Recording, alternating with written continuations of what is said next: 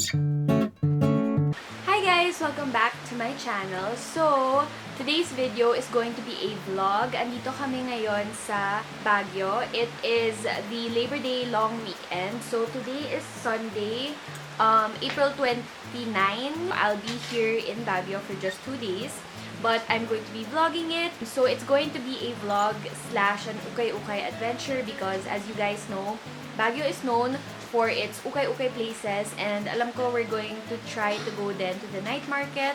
So today it's already around 3 and we're going to grab really late lunch and then walk around if we can, kaso umuulan, that's why there's this weird sound. And then we're going to go to the Ukay Ukay. As for the room tour, I don't know if that's a good idea to do now because ang kalatan ng kwarto namin. But anyway, the room is really nice. And yeah, so let's go get some lunch. Will you take part in my life, my love? That is my dream. I is but a dream. It's what you make it. Always try to give. Don't ever take it. Life is but a dream. It's what you make it. Always try to give.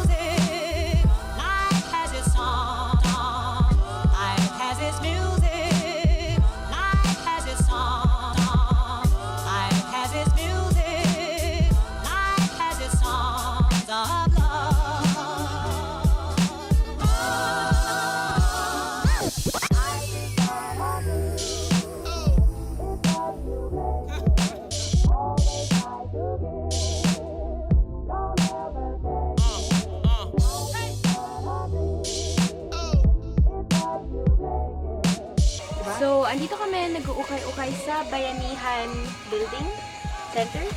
And nakabili na meal. Yun si Chichi, inaantok na siya. And yun si Mami. Okay siya.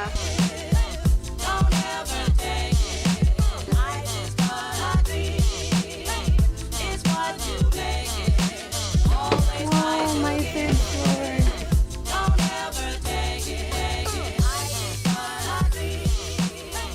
Okay, so tapos na kami mamili. Hanap na lang kami ng toppings. Oh.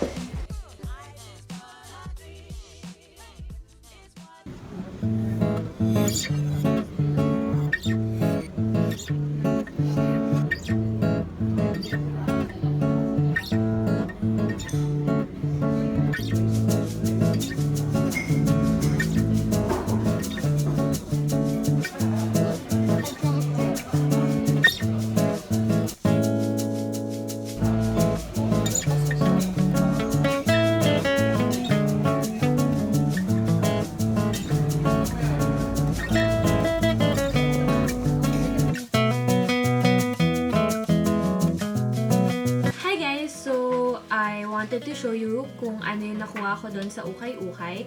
Mga 2 hours kaming nag-ikot doon sa Bayanihan Building or Bayanihan Center. I'm not sure what it's called. Super tagal namin doon, pero 2 things lang yung nakuha ko cause 2 lang nagustuhan ko kahit na super dami nung binibenta doon. But I'm super happy with what I bought. Ang ganda talaga ng Ukay Ukay place na yon. If you're the type of person who likes all the vintage Adidas and like Nike jackets, yung mga jersey na lagi kong binibay. Yeah, yung mga joggers na may mga white stripes, that is the place to go. And medyo expensive yung ibang shops, medyo mura yung iba, so it's all about looking for the right shop for you. Anyway, I'm going to show you guys what I got. So the first thing I got are these pants. Will you show yours din ba? Yeah. Okay, ako muna. So I got these pants and I've always wanted these pants na brown and medyo corporate looking but still kind of casual. These are perfect because sakto yung size niya sa akin.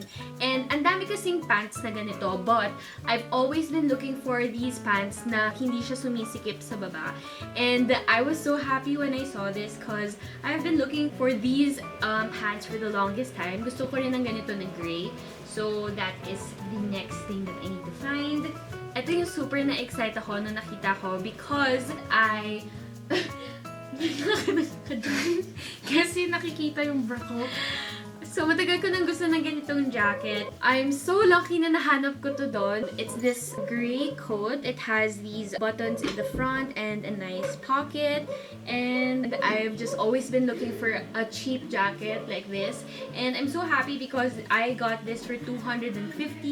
I got this for 150. Andito na yung nanay ko.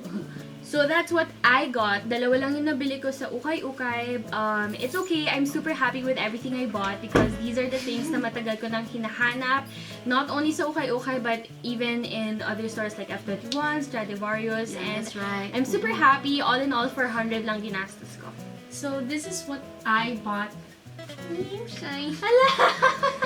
So, ito, bumili ako ng parang jersey siya na whatever. Parang football ata to. Mukha siyang yellow but it's gold. It looks golden. Tapos may green siya dito. Pati yung check niya green. So nice. So nice. Kaso ang mahal ng... Okay so, naman. This is 250. Okay lang. And then this jacket, if you guys are wondering... Nag-OOTD. My jacket is, if you guys are wondering, yung parang kay Richard Juan. If you're watching this, baby, I love you. This is 700 from Divisoria. Sa mga nagmamaliit sa Divisoria, hindi nyo alam, may mga ganito doon. I'm gonna do a Divisoria haul. Ayan. So, kung gusto niyo mapanood ang Divisoria Hall niya, i-force niyo si Ace sa comment section. No. I'm gonna post it in your account. Bakit account ko? O sige, sa account ko. Whatever. Gagawa din kami ng mukbang soon. Or gawa tayo ng joint No. YouTube video. Okay. Dadaan kami later ng night market. If I buy anything there, I will update you guys. We will vlog that shit. I will update you guys in Quezon City na. I didn't vlog much today kasi wala kami masyadong ginawa. Natulog ako sa camp jumping. Alright, see you guys later! Hi guys! So I am back here in Quezon City. It's actually been a couple of weeks, to be honest, since I came back from Baguio. And I just wanted to end this video by talking about the few products na binili ko nung pumunta kami ng night market bago ako sumakay ng bus pauwi ng Quezon City. I got 3 items and I just really wanted to show you guys. So the first item is this black coat. I like the fabric of this because it's like a tweed material and it's actually pretty oversized on me, which I really like. So I'm planning to wear this with a really tight black dress, and because this is oversized, this would be the perfect cute cover up. I also like the buttons plus this little chain at the back that no one's ever gonna see, but I really like that. So the next item I got isn't actually for me. I actually bought this for Alanis. I don't know kung bakit hindi ko pa siya nabibigay kay Alanis because this was so long ago. So it is also another jacket. I bought this because the color reminded me of Alanis.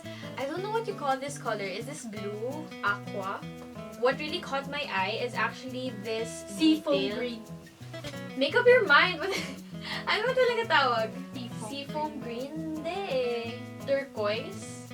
Let's just say it's turquoise. So what really caught my eye is actually this detail of these stripes inside. I don't know, I feel like it makes this jacket just so completely unique because of that.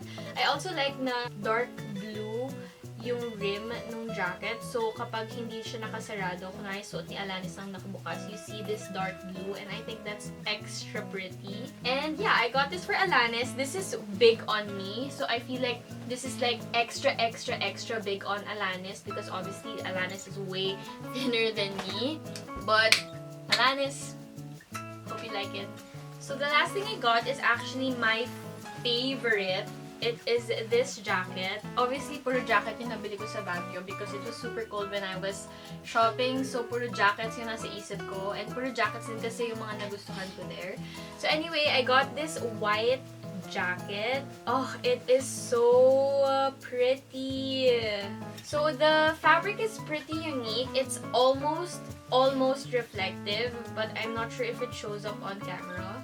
And it has this red and black detailing, mga stripes, which I think makes it extra cool. It's from this brand called Recorder. It's pretty thick, but not too thick na kapag dito mo sa Quezon City sinuot, parang medyo weird na.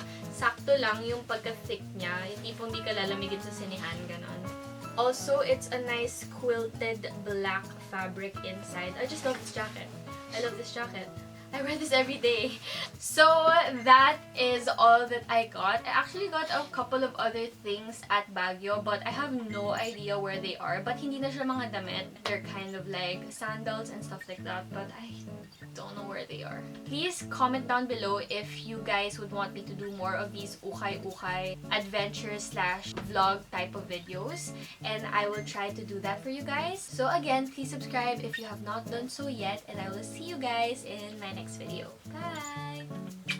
Yeah, I love that. You love it?